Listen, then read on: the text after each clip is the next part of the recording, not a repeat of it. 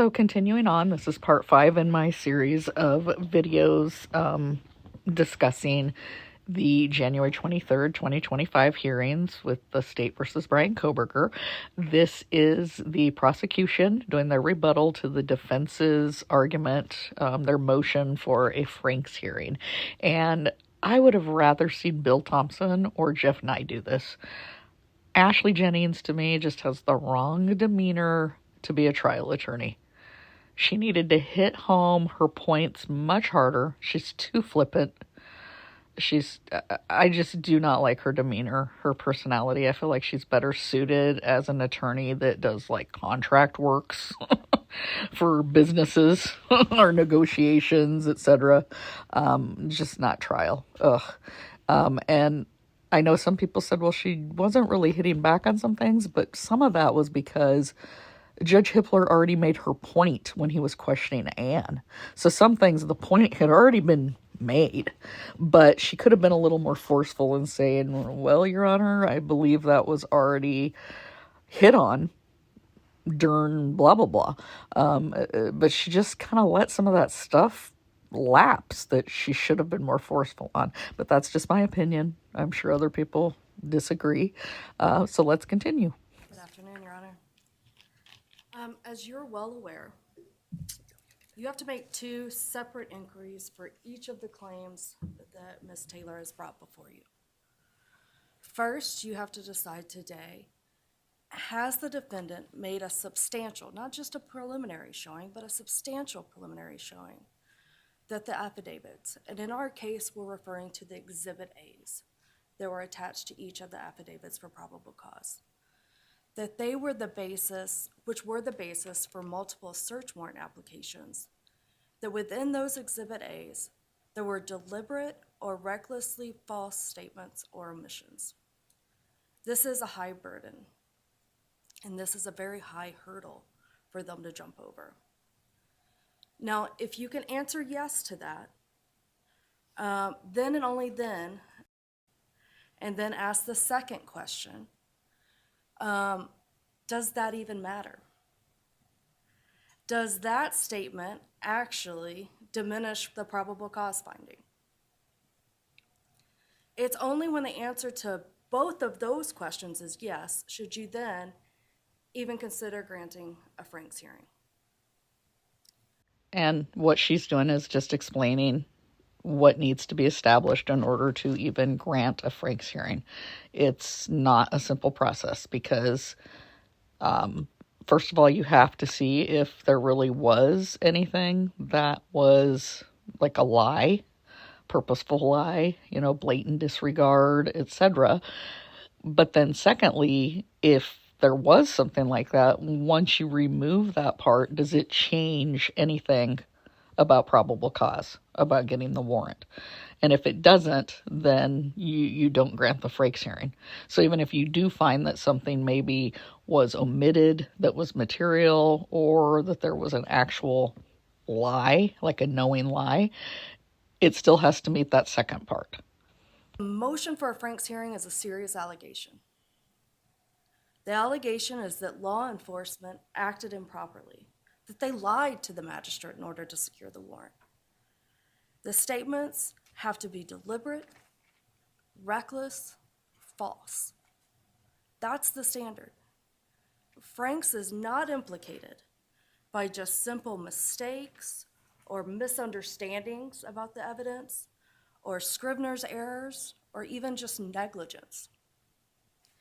As the court is well aware, this is serious. The defendant is alleging law enforcement lied to secure the probable cause in this case. And the state submits the defendant has failed to back up this claim, and they failed because they can't.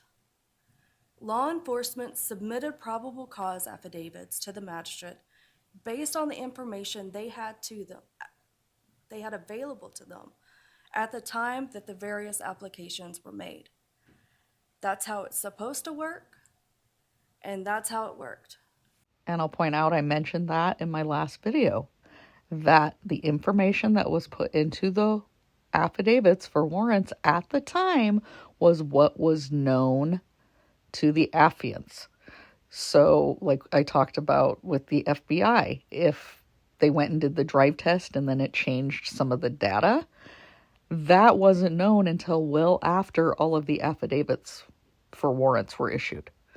So you can't go back and say that those warrants shouldn't have been issued because something changed months down the road. It's the information known at the time. So I'm glad that Ashley brought that up. The defendant has alleged 13 separate areas where they say there's a Franks violation. I'm going to go through those so that I make sure that I get through each of them in the same order that defendant addressed them in their motion and as the state addressed them in our response. And that starts with this idea of attacking Exhibit A. As the court knows, in Latah County, it's our practice, we submit an affidavit for probable cause. As I said, attached to that affidavit is what we call an Exhibit A. That Exhibit A is law enforcement officers' statements, laying out all the various facts known to them related to probable cause in order to support the issuance of a search warrant. In this case, Exhibit A, by the time we get to where we're challenging, was about 20 pages of facts for the magistrate to review. Essentially, the same Exhibit A was relied upon for the application of multiple warrants. This was a massive investigation. You heard testimony earlier today from Detective Payne. Multiple officers were involved in this investigation from multiple agencies. And they were doing briefings. For weeks at a time, they received 2 briefings a day with all the lead investigators in the same room receiving the same information. This information was then put into this Exhibit A for the basis of a probable cause affidavit for search warrants. A working document like this, with the most up-to-date information, was the best way to ensure the magistrate was getting the most complete and accurate information. And defendant wants to take issue with this process. Exactly what I pointed out in the last video. And also Megan Marshall was that same magistrate for all of those search warrants, with the exception of the ones over at WSU after Koberger was arrested. But she knew the process in Latah County, and she knew that they add on to those affidavits, and she knew that multiple people were working and supplying their own individual statements into those affidavits. So this isn't like they were trying to pull the wool over her eyes. She was very aware of the process that's used in the county that she is a magistrate in. But what do I do if the affidavit is attached to Detective A's submission as Detective A's affidavit, right? And there's there's an issue there. But that's not what happened. I don't know what happened there. That was from the recording from Law and Crime, and it cut off what Hippler was asking. But he was asking her what he would do if basically affiant signed it, so person A signed it, but there was a statement in there that was from person B, and that was one of the statements being looked at for Frank's purposes that may have been false information, for example. How would he determine if the person that signed the affidavit knew that that was something that was purposely false or shouldn't have been in there, or etc.? And so Ashley's going to address that. There's an issue there, but that's not what happened. I don't think that any officer can submit a statement that they know is going to go in front of a magistrate and do so recklessly. And if they do so, then I agree that the court should take issue with that.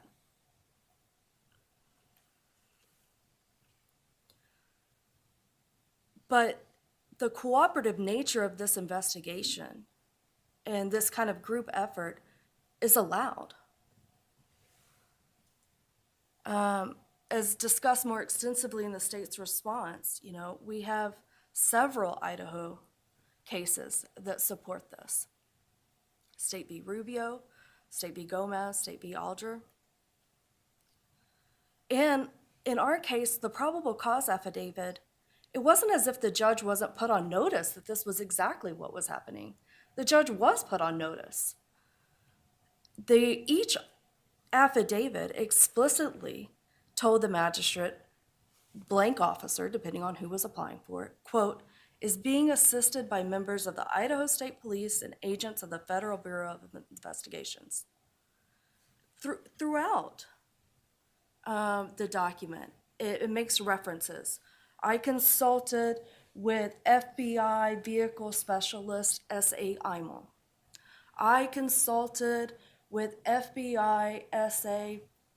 Balance regarding cast. I consulted with FBI S.A. Hill regarding surveillance footage. It's very clear what the sources of the information were coming from. It could absolutely be reasonably inferred where the information was coming from. The magistrate was not at all misled regarding the sources of all the information. That's exactly what I said. The magistrate knew, and also we can even see it in the arrest affidavit. They outline in there what information they obtained from different FBI specialists, for example. So it's not like any one of them was blanketly claiming that whole affidavit was theirs and theirs only. I'm going to talk a little bit about this idea that there's some issue with who did the work in reference to Google. They claim that the CSLI work alleges co-worker around the King Road residence. And this same claim is in Exhibit A signed by Detective Blaker. Well, this is inaccurate. The officer signing the affidavit did not claim to do the cast work. Did you mean AT&T? Yes. They didn't claim to have gotten those records and put them in to their program to determine the approximate locations of the phone. That was done by Special Agent Balance. And the affidavit makes that clear. And defendant ignores the entire paragraph within Exhibit A that makes that clear. Quote, I consulted with an FBI special agent that's a certified member of CAST. This paragraph goes on to explain what CAST is, what CAST does, the experience that's involved, S.A. Balance's own experience. And then the law enforcement officer then states, from information provided by CAST, I was able to determine estimated locations for the 8458 phone. That's not claiming to have done the CSLI work, but instead is just a reflection. The work was done by Balance, investigators reviewed that, and then made some determinations of the approximate locations for that 8458 phone. And we're going to get into this in a little bit down because this comes up again. All about the cell phone. And we're just going to take we have two different opinions about what those records show. We have an expert who tells us, and that's what was relayed in the probable cause affidavit. And those opinions haven't changed. We differ on a few factual issues. I believe there are 3 towers that provide service to the Moscow area. Defendant is correct. Here's my concern with you telling me that at this stage of things. Where in the record is that currently, apart from anything you may have submitted after they filed the Frank's motion?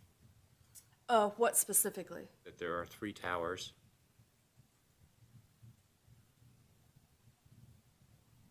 I believe Remember, I referenced it in my response. Well, yeah, but that doesn't, if you give me evidence and I rely on that evidence, then I have to give them a full Franks hearing. And so that's why I'm been very clear to say I'm looking at what the proffer is from the defense without evidence submitted by the state to determine whether they have met their threshold burden. And so I get concerned when you start telling me things that are not necessarily part of the evidence. Yeah, that was an interesting one there. What was interesting to me is that Anne didn't know the number of towers, and then Ashley seemed even shaky on that. But also, was it even submitted in the actual evidence from the prosecution? Because you heard the judge asking her if that was in her response. It was after the Franks motion was filed.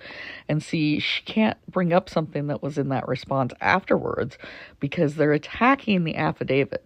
They're attacking what's in those arrest warrant affidavits. So she needs to be bringing up what was in those affidavits and how those are not like intentional lies, mistruths, omissions, etc. So, but it's curious how neither side seems to be sure on something that should be a fact, which is the number of FCC registered cell towers. And they should also know how many non-registered and how many small cells there are. So I'm a little concerned for both sides on their cast experts. Understood. We can move past the number of towers. Here's what is in evidence, though, and based off of the PC affidavit, is that the phone was in the area for the tower that provides service to the 1122 residents. Still maintain that's true. So they are doubling down on that. They are maintaining, and yes, it's true. If he was pinging off a tower that also provided service to that residence. What we don't know, what we haven't seen, is what the actual cast data shows. We have what Anne is saying, and now we have what Ashley's saying. So until we actually see the data, we won't know for ourselves. And that's what's frustrating, because the fact that the prosecution's still doubling down on this makes me believe they've got evidence that contradicts what Anne is saying. But we don't know it yet. So that's the frustrating part to me. Until we see everything, we don't know who's telling the truth. Anne and the defense, or Ashley and the prosecution. But let's continue. Regardless, none of this has any bearing on the validity of the search warrant. Their argument is merely a clarification about which member did what work. And that doesn't matter to the ultimate determination for probable cause. Defendant then makes some allegations regarding an eyewitness statements related to DM. There's kind of two buckets of attacks here. The first bucket is that the defendant claims the magistrate was never informed that DM told law enforcement she, when shown a picture, didn't recognize the defendant. Okay, so that's another rumor that can be confirmed, because it had only been rumored that Dylan had been shown a picture. And now we can confirm she had been shown a picture. But we didn't know that she hadn't been able to recognize him. And I had been of the belief that she was going to be able to recognize him. I had said that she'll be able to sit in that courtroom and say, yes, that's who I saw. But I now admit I was wrong. Yes, I was wrong. I can admit that. I had maintained that her eyewitness account was going to be reliable, but now I see that she was not sure of what she saw that night. That still doesn't mean some of her testimony can't be useful, but it takes away the part of being able to make a positive ID of Koberger. Well, it's clear from reading the probable cause affidavit that she's not going to recognize the defendant. What relevance was the statements of DM that were included in the affidavit as to probable cause? A very pertinent question by Judge Hippler. What was the relevance of her statements in the PCA? I cited those in my response throughout. What were they? Okay. I can tell you generally, consistently, she gave the same set of facts. I understand the things that she said. Why was it important the magistrate know those things? In other words, are they going to who the ID of the perpetrator is? Are they going to establish a timeline of when the alleged or when the murders took place? Both. Okay, so it's part ID as well? I think that it goes to giving a general description of the person that she saw in the residence around the time that corroborates when we know these crimes occurred. Yes, a general description is material and relevant. And that general description, which is what was provided in the PC affidavit, was consistent throughout all of her interviews. She described seeing someone wearing all black, a mask with only a portion of their face showing and visible. This person was male, white. She heard a voice that was not something that she recognized. The person was a slim, skinny, lean build. And the person was taller than she is, around 5'8". Okay, I think Ashley possibly stepped in it there, but I don't know for sure because she wasn't reading from the actual documents from Dylan's interviews. It appears to me she was paraphrasing, which makes me nervous because did she just misstate what Dylan really said? Or was the affidavit a misstatement? Because the one thing that sticks out to me is she was saying taller than Dylan, 5'8". Well, I believe Dylan is taller than 5'8". We also know Kohberger's 6 foot tall, and in the affidavit it says 5'10" or taller. So what did Dylan say? Did Dylan say 5'8" or taller or 5'10" or taller? Because that makes a difference. So was Ashley paraphrasing and misremembering, or did Dylan really say 5'8"? Because if that's the case, then that is a lie in the affidavit, and that's concerning. But without seeing those actual interview notes, we don't know if Ashley just misquoted those. I would have felt better had she brought those pages up there with her and said, here's exactly what she said. Now, something new was that Dylan said he was white. Because remember, a lot of people had been asking, well, why wasn't color ever listed? So she said he was white. Dressed all in black. So it wasn't a lie, as far as we know, that he was all in black. Because a lot of people kept going, well, she wouldn't have said clad in black. Well, no, she probably didn't say clad in black. That was probably Payne's words, but she said all in black, and clad in black means all in black. So the perp was dressed in black. Whether that was Kohberger or who, they were wearing all black. They did have on a mask. So even if she wasn't sure if what she was seeing was real or a dream, what Ashley's saying is those same points were consistent all the way through. So she remembers that, like in her memory, that this person was in black, this person had a ski mask. But this height thing's concerning to me. So I hope that gets cleared up. That's what's important. It was that general description. And that general description did not change. Is it also important to establish the timeline? It is.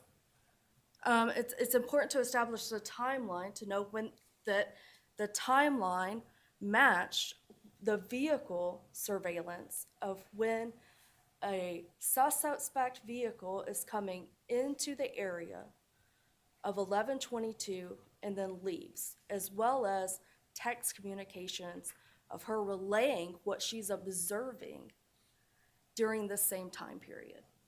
Okay, so there's confirmation that she was texting. We believe it was with Bethany. But whether she thought she was dreaming or not, her texting is important to establishing the timeline. So including her, even those small statements in the affidavit, was material to a timeline and a male being in the house. So even if she wasn't sure if she was dreaming or not, those are material. And I can see why it was included in the warrant affidavits. Even if the state's wrong, that somehow there was some exculpatory relevance to some of her statements not being included in the probable cause affidavit. You can take all of it out and the magistrate would still have probable cause. Next, defendant attacks the vehicle identification. Well, this picture they're painting about how this happened just is simply not true. The magistrate was given a very detailed picture of the investigation at the time related to the white sedan, which was later determined to be a Hyundai Elantra. This was about 5 pages of the probable cause affidavit. The reality is, yeah, still images and video were provided to a vehicle specialist. Based on his review, he provided information to investigators that the suspect vehicle was likely a Hyundai Elantra. There was some discussion regarding what was the most appropriate year range, but at the specialist's direction, he said that the year range to be focused on was 2011 to 2016. So there you go. At the specialist's direction, the range to focus was 2011 to 2016. So even if he did feel more comfortable with up to 2013, he gave them the direction to focus on that, so to the 2016. So that's what they included in the affidavit. And they would have no reason to have to tell Megan Marshall that initially he thought it was only up to 2013, because he revised his view, basically what he felt after looking at all the videos and still shots, and determined it could be that wider range. Therefore, that's what was correctly included in the probable cause affidavit. And now if Imel gets up on the stand and testifies that he never said that, then that's going to be a problem. However, I don't think Imel would be on the prosecution's witness list if he was going to say that's not true. What I'm saying is that they've got him, I believe they have him on the record saying it was 2011 to 2016. So Detective Payne reasonably relied on his expertise as a vehicle specialist and included that in his probable cause affidavit. And the court has in front of it the emails attached as exhibits that show that's exactly what occurred. And the defendant appears to argue that, well, the vehicle specialist shouldn't have relied on this video because they can't tell that that was a Hyundai Elantra. To them, it doesn't look like, I guess, a Hyundai Elantra. And the video that is clear, well, they take issue with that video because, and specifically we're talking about 1125 Ridge Road, because they say, well, that can't be surveillance video of the white Elantra, even though it was caught on video about 0.3 miles from the crime scene, about 3 minutes right before when we see the suspect vehicle enter the area of the crime scene, which 0.3 and 3 minutes appear to be the amount of time it would take the vehicle to travel to the area of the crime scene. They say, well, that can't be the right video, because if it were, then the surveillance right up the street would have also caught this video. But we know that's not true. And that's been submitted to this court. Excuse me? When was it submitted to this court? Well, it was submitted through my response. I was afraid that you were going to say. It was submitted through my response, that their logic is flawed. And I can tell you, it has since been confirmed. I do not have, and it has been discovered to defense. We had Special Agent Hill confirm, and he discovered this as Bates 15990. Hippler's kind of like, you're on that line again with, that was in your response. I was afraid you were going to say that. But I like how Ashley also pointed out that it was given to the defense in discovery. So this is another one of those things that a special agent, an FBI agent, said, hey, here's my analysis. So, and if they're going to have all these agents testifying at trial, I can't imagine that they would be lying about these things right now in this hearing if that's not what these agents are going to say. I don't think anybody's stupid enough to do that. So I believe Agent Hill probably did find out that other doorbell cam wouldn't have picked up the car, even if that 1125 Ridge Road did. So that probably shoots down one of Ann's points there. But again, we won't know until we can see the video and all the evidence. Which confirms that the surveillance camera that was set up to capture motion would not have captured the corner the defendant says must have been necessarily captured. Again, it doesn't matter. At the end of the day, the defendant's speculation about the route of travel and their differing opinion on it isn't the basis for a Franks hearing. There's no legal basis for second-guessing a vehicle specialist's opinion, and they haven't made a substantial or a sufficient proffer for you to do that.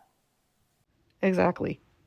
Basis of opinion between experts is something that should be hashed out at trial. You do cross-examination, you ask why they came up with that analysis. The other side can cross-examine the other expert to find out why they came up with their analysis. So difference of opinions should not be what a Franks hearing is granted on. She's completely right there. I just think she could have explained it a little bit better, a little bit more forcefully, less flippant, because I think she was losing Judge Hippler there with how she was acting. And I do question, I hate to say this, did she have a couple martinis before this? Because I felt like she was slurring her words, and I really hate to say this about anybody, especially somebody in a court proceeding, but I just felt like she either was sleep deprived or had drank. There's something going on there. It's just weird to me, but let's move on. Next, the briefing addresses the IgG issue. Is it possible to tell from the affidavit what shots and what cameras were relied upon to make the identification? I know that I don't know that you needed to. I don't know that all of that information had to be included. That wasn't my question. My question is whether the affidavit describes the specific shots and cameras relied upon to make the identification. No. It discusses that several surveillance videos were reviewed, that images were turned over to a vehicle specialist, and then that specialist made a determination. But no, we didn't walk through describing each and every still image or video to the magistrate. No, nor did we need to. And I agree with Ashley there on that. For warrant affidavits, they wouldn't need to go through every single video with the magistrate. Just the fact that they put that they reviewed several and the specialist said this is enough for probable cause. Now, at trial, obviously, because this is beyond reasonable doubt, at trial, they will have to go through each and every one of those videos in still shots. Because that's going to be important that a jury see all of that. And that's, again, the difference between probable cause and beyond reasonable doubt. Really, the IGG has been discussed extensively. I think the only real Frank's issue is, should the IGG process, the fact that it was not included in the PC, is that the basis for a Frank's hearing? But you heard testimony today that law enforcement received this tip and they made a strategic decision not to include it. They were told it's only a tip and that they should develop probable cause separately. And that's what they did. And I'll point out again, because I keep bringing this up, the IGG under Idaho law was not discoverable. It never had to be turned over. But Judge made that decision to allow the defense to see part of it. But it wasn't something that's considered discoverable because the defendant has no right over somebody else's DNA, somebody else's, like, genealogy, their S&Ps, for example. He only has a say over his, but because he left his DNA at a crime scene, he also doesn't have an expectation of privacy over that. So the IGG becomes an investigative tool, a tip, and it wasn't considered discoverable per Idaho code. And at the end of the day, Your Honor has already kind of hit the nail on the head through your questioning of Ms. Taylor. At the end of the day, this information regarding IGG and the use of IGG is only inculpatory. And the non-reliance on the IGG information does not diminish probable cause. And the IGG information was confirmed through the STR testing. Exactly. Hippler brought it up. She brought it up. IGG would have only been inculpatory had they included it in the warrant affidavits. And that tip turned out to be correct because the STR was a match. I can't wrap my head around any argument that IGG and STR testing would be exculpatory. Defendant makes kind of hay about the dog barking. And that I guess the magistrate should have been informed that a dog barked for 25 to 30 minutes. And this is just a reach for me. I'm still unclear how this is exculpatory. And again, this fact just does not diminish. Take out all information related to the dog. It doesn't diminish probable cause. I agree completely. Big ol' stretch. It doesn't matter how long that dog has been barking because some dogs will bark and bark long after a person has left. Circling back to the cell phones, at the end of the day, this is the proffer is their opinion of the evidence. That's not the basis for a Frank's hearing. We're relying on our expert's opinion. They disagree. And that is a dispute that should be had, and it should be had at trial. And I suspect it will. But it doesn't give you the basis to grant a Franks hearing. Defendant next, the next area is the footprint. There was a footprint found outside of DM's bedroom. They claim that the inclusion of this was misleading. But again, there's nothing misleading about the statement. The statement says during the process of the crime scene, the investigators found a latent shoe print. It was located during the second processing. It came back using a presumptive blood test and showed the presence of cellular material. They let the judge know that it was outside the door to DM's bedroom, located on the second floor, and it's consistent with her statements. Yeah.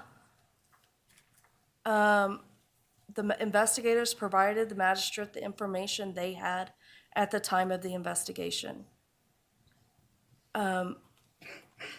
Defendants' opinions about where the shoe print should have been located, and it couldn't necessarily have been located there, again, that just doesn't rise to the level to warrant a Franks hearing. That's exactly my opinion on that as well. That would be something for experts to discuss at trial.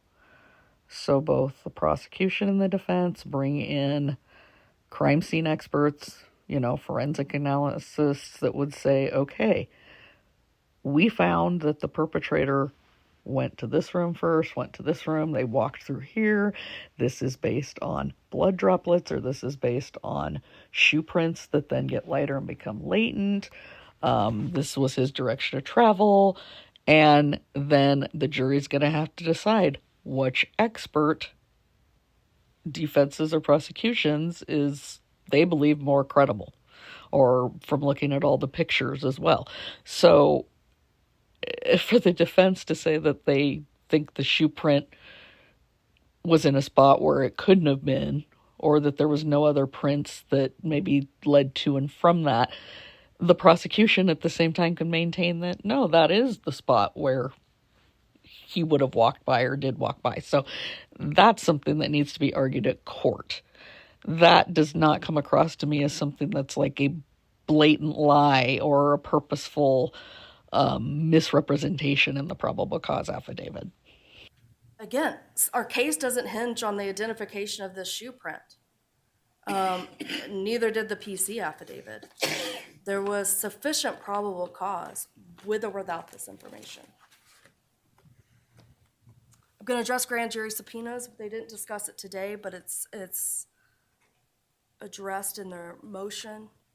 Yes, before you get to that, can you address the allegation that the cell phone data was, I guess,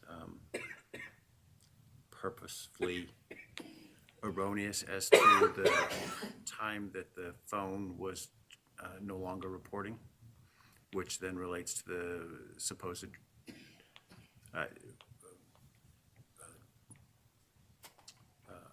position of travel? Right. Well, I don't know that I completely wrap my head around the defendant's logic in this. I have to, so help me out. Well, I still don't I understand. understand her statement and her argument. I'm trying to understand your response. I guess what was reported was the information known at the time that the probable cause affidavit was given. By There's- Detective Payne? Or by the Correct, with cast member? information that he was given from. This goes to my first question about imputed erroneous statements. So I understand the allegation in that regard, not necessarily to be that Detective Payne knew the statement was wrong, because I'm not sure there's evidence of that. But did the cast specialist know that there was a misinterpretation or an erroneous report? And that's a good question by Hippler. Something that he would need to know and reconcile in his mind as to whether he felt the FBI agent knowingly passed on erroneous statements to Brett Payne to put into the affidavit. So he's wanting to get that all straight because that could be Frank's material. And I will say I'm very disappointed in Ashley's response. She could have completely handled it differently to drive the point home. So let's listen and then I'll discuss. I don't think that you have before you a sufficient proffer that proves that the cast specialist submitted false information. Apparently, there's a difference in the handoffs of 7 minutes. At the end of the day, okay. No, I don't think it's incredibly material. Is it material if you look at it in terms of where the phone was in that 7 minutes? Well, it's material. Going a direction different than what your affidavit says it was going, isn't that material? The direction of travel, like, yes, I would say it was if it was found outside of Pullman. It was not. It was reporting to a tower in Pullman. This assumption assumes that cars can't change direction of travel. We're assuming that then the same cell phone, which was then turned off, isn't then also tied to the evidence where we do have information to believe a white sedan tied to Mr. Koberger is then found on surveillance. We're not talking about 7 minutes. We're talking about 7 minutes at 2:50 in the morning, which is about an hour, approximately a little over an hour before the crimes occurred. I don't follow the logic that this 7 minutes, an hour and 10 minutes prior, proves that there's no way the defendant couldn't have traveled the 7 miles to Moscow, whether or not the car was pointed in a different direction or not. It's a leap for me. Does that answer? Well, it's your answer, so.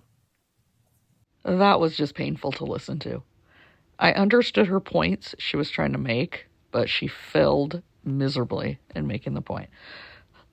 First thing she should have said was, as she had said earlier in this hearing, the information in the affidavit was what was known at the time. So if it turned out that Balance did find at a later date that the handoff time was wrong, then that's something that gets brought up at trial because that affidavit's already long and past. However, it sounds like they're maintaining from listening earlier in the hearing that Balance was not wrong, that they believe that time that the phone went off, and you'll notice she said off. That's the first time we've ever heard any of the court officials, the lawyers, say that it was off. Because in the probable cause affidavit, they've always maintained it could have been off or offline or, the tower not responding, etc. She said off, which is making me believe that after they got all of the cell phone data, not just pings and things like that, but his actual metadata from that phone, that it was off, that it was physically turned off. So that was something that perked my ears up. But she needed to be explaining that this was information known at the time, first of all. But secondly, just because his car was pointing, let's say, west when he shut his phone off, does not mean that on the very next street he couldn't have then changed direction to north south, or east. And just because he was headed in one direction, and let's say he didn't turn onto 270 and go by Bishop Boulevard, that he went the other way, he couldn't have circled back around. Because you can go down 270 the other way, and you can go down and circle around back over to the Walmart and take Bishop Boulevard and go back around. There's different ways he could have went a different direction, but made it back to Moscow. And to me, it would make more sense that that's what he did, because he's not seen on camera in Moscow till well after the time it would take to drive to Moscow. So that makes me think that he didn't leave directly from Pullman at around that 2:48 to like 2:54 time frame. I believe he could have gone south for a while or west for a while, but then turned around and headed back towards Moscow. And Payne has noted that his maps were just basically examples of different ways he could have taken, both going and coming. And I haven't seen, of course, none of us have seen the affidavit that was used for some of the warrants, but we've seen the arrest affidavit, and they don't specifically say that he turned onto 270. It just says it's consistent with the highway that goes to Moscow. And I thought she did make a good point about the 7-minute difference in when their expert for the defense thinks the phone went offline and when Agent Balance thinks it went offline is really not material to the murders, because that was over an hour before the murders. So what's a 7-minute difference in when his phone was turned off? She could have just been more forceful in relaying all that. Instead, she just jumbled her words, sounded like a lot of Kamala Harris jumble, and it was just cringe. She could have been so much more concise and driven the point home so much better. And I think she would have had a much different reaction from Hitler had she done that. Let's say it was. Let's say that it was exculpatory. Let's say it was materially that it was false. Oh my God, why would you even say that? Just let it go at that point. The judge had already just said, well, that's your explanation. Just move on to the grand jury subpoenas like you were going to. Don't dig yourself a hole. It was recklessly included. It wasn't, but let's say it was. Well, the magistrate still had enough information before her to grant probable cause for the arrest. So we still don't get to a Franks hearing, even if you want to make that leap. I can quickly go through grand jury subpoenas. At the end of the day, their desire still, this has come up several times throughout this process, their desire to see the actual grand jury subpoenas is not the basis for a Franks hearing. There's just simply no legal basis to support that idea. And there is nothing obtained that was obtained in violation of any of the defendant's constitutional rights. That's another one I scratch my head on. Why would Anne even think that's Frank's material? Because they know they're not going to be able to get federal grand jury subpoenas. That's just how it is. So to try to say that you need a Franks hearing for that because they weren't given grand jury subpoenas and those weren't included in the... I mean, come on. I just... That's another reach, in my opinion. But we shall see what Hitler decides. They say they needed to know the scope, but it is not clear to the state how that would have made any difference in the probable cause determination or why the magistrate would need to know that. Again, this just appears to be another attempt by the defendant to try to obtain these federal grand jury subpoenas. And I submit to you, Franks is not the proper avenue. We're going to go to lack of connection. I think this has already been addressed by Your Honor. At the end of the day, this fact just has no bearing on the probable cause determination. The investigators relayed the known information they had at the time, and timing is important. At the time of the application of most of the warrants, the evidence taken from the defendant and his vehicle was still being reviewed. We didn't know if there was a connection. Only a few warrants even fell outside of that. Apple, YouTube, Instagram, TikTok, PayPal, and Microsoft. However, even for those warrants, the state submits to you that fact's not necessarily exculpatory. The defendant's belongings and the vehicle were recovered approximately 6 weeks after the homicides. And that fact was known in the probable cause affidavit. It could be reasonably inferred.